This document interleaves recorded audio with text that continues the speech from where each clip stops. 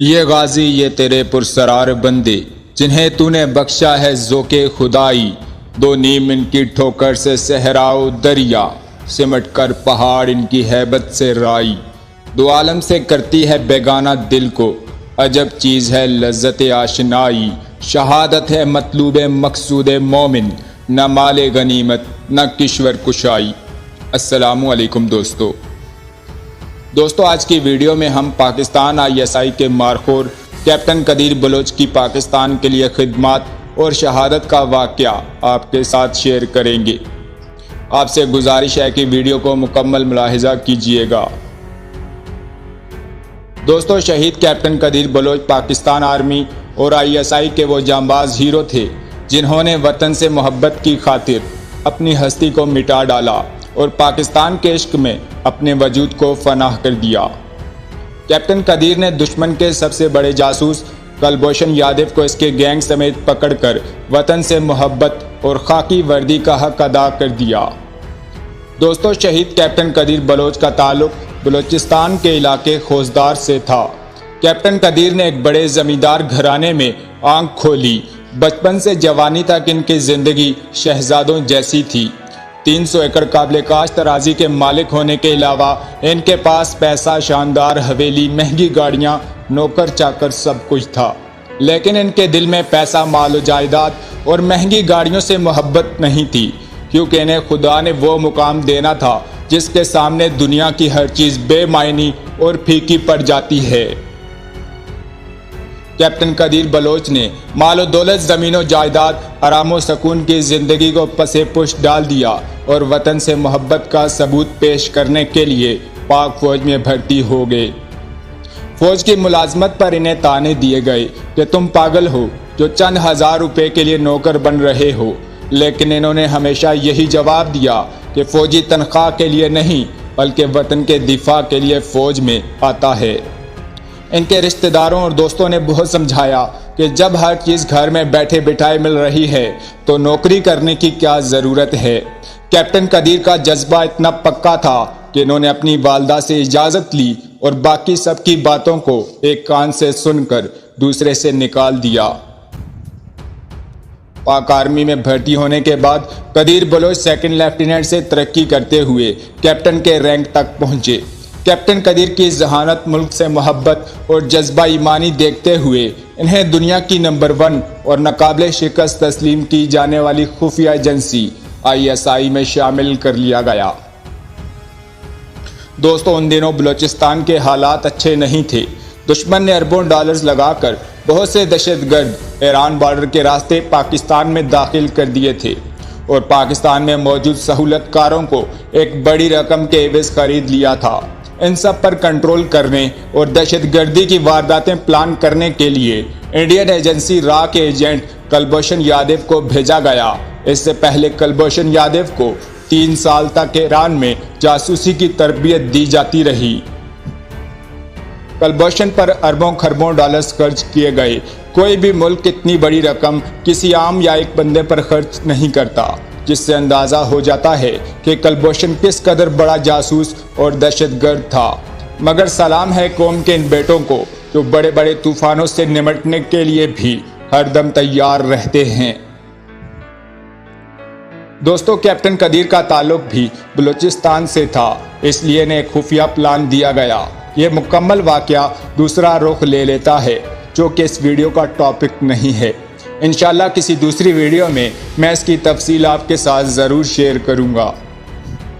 دوستو کلبھوشن نے پاکستان میں انٹری کے بعد دہشت گردی پھیلانے کے ساتھ ساتھ لوگوں کو گمراہ کرنا شروع کر دیا تھا۔ کیپٹن قدیر اور چند مارخوروں کی ٹیم کو کلبھوشن یادو اور اس کے گینگ کو پکڑنے کا ٹاسک ملا۔ مارخوروں کی یہ ٹیم مختلف بھیس بدل کر دشمن کا سایہ بن گئی۔ اس مشن کے دوران کیپٹن قدیر نے کچرا اٹھانے والے کا روپ دھارا اور اپنے وطن کے دفاع کے لیے سربکف ہو کر کام کرنے لگے۔ یہ نوجوان جو نرم بستر پر سونے کا عادی تھا، اس کے آگے پیچھے نوکروں چاکروں کی بھرمار تھی، اس کی ایک آواز پر کئی ملازم حاضر ہو جاتے تھے۔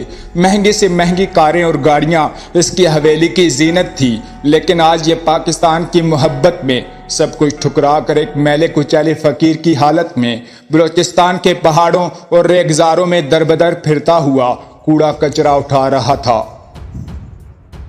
سخت سردی کی حالت میں ایک پھٹی پرانی چادر اوڑھ کر کبھی گندگی کے ڈھیروں پر لیٹا دکھائی دیتا تو کبھی پاگلوں کی طرح زور زور سے ہنستا اور چلاتا تھا۔ کئی دن بھوک پیاس میں گزر جاتے اور راتیں کھلے آسمان تلے بیت جاتی، لیکن پاکستان سے محبت کا جنون اس کے حوصلے پست نہیں ہونے دیتا تھا۔ دوستو، پاکستان ISI کو کلبھوشن یادو کی خبر پہلے دن سے ہی مل چکی تھی جس دن یہ ایران بارڈر سے پاکستان میں داخل ہوا تھا، لیکن ISI را کے پورے گینگ کو پکڑنا چاہتی تھی۔ کیپٹن قدیر اس دہشت گرد کے پیچھے سائے کی طرح لگے رہے اور یہ کوئی 1-2 دن یا مہینوں کی بات نہیں تھی، بلکہ پورے 3 سال یہ مارخور اسی حالت میں پھرتا رہا۔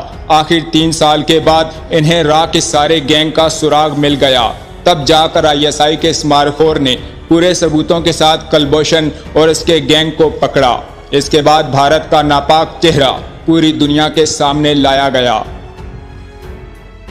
دوستو، کیپٹن قدیر اپنا مشن پورا کر کے اسی حالت میں گھر کی جانب نکل پڑے اور گھر کے باہر پہنچ کر وہیں بیٹھ گئے۔ کیپٹن قدیر کا بھائی دروازے پر آیا، انہیں دیکھا تو سمجھا کہ کوئی فقیر ہے اور ماں کو آواز دی کہ اماں جان، باہر کوئی فقیر آیا ہے، مجھے لگتا ہے کہ یہ بیچارہ کئی دنوں سے بھوکا ہے، اسے کچھ کھانے کو دے دو۔ ماں روٹی لے کر باہر آئی اور ان کے سامنے رکھتے ہوئے کہنے لگی، فقیر بابا، یہ کھانا کھا لو اور میرے بیٹے کے لیے دعا کرنا۔ کیپٹن قدیر کو اس حالت میں دیکھ کر ان کی اماں جان بھی نہ پہچان سکی۔ کیپٹن قدیر کے آنسو آنکھوں سے ٹپکنے والے تھے، مگر فرض تھا کہ جذبات کو کنٹرول کرتے ہوئے ماں کو حقیقت نہیں بتائی اور پوچھا کہ آپ کا بیٹا کیا کرتا ہے۔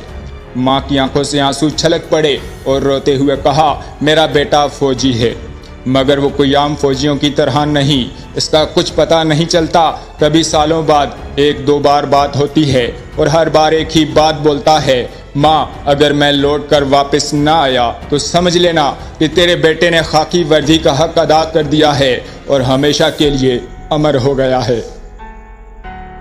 اس کے ساتھ ہی ماں کی ہچکیاں بندھ گئی۔ کیپٹن قدیر نے ماں کے چہرے کو دیکھتے ہوئے کہا کہ جن کے بیٹے اس وطن کی مٹی پر قربان ہو جاتے ہیں، ان سے زیادہ خوش نصیب مائیں اور کون ہو سکتی ہیں۔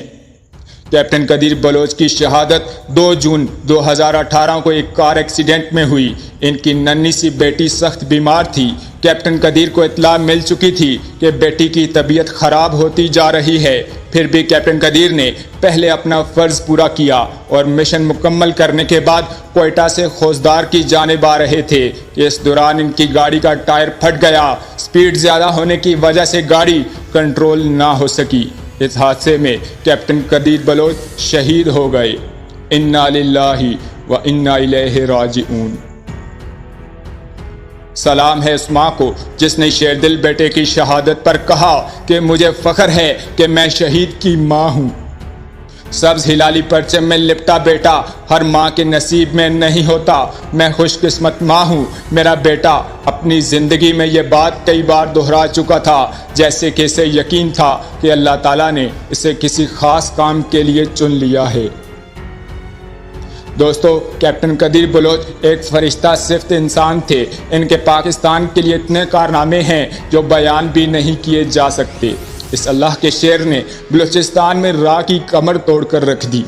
مجھے سمجھ نہیں آتی کہ اس فرشتہ صفت انسان کی کیا کیا خدمات بتاؤں اور کیا تعریف کروں۔ اس کے سامنے ہر چیز چھوٹی اور مانند پڑ جاتی ہے۔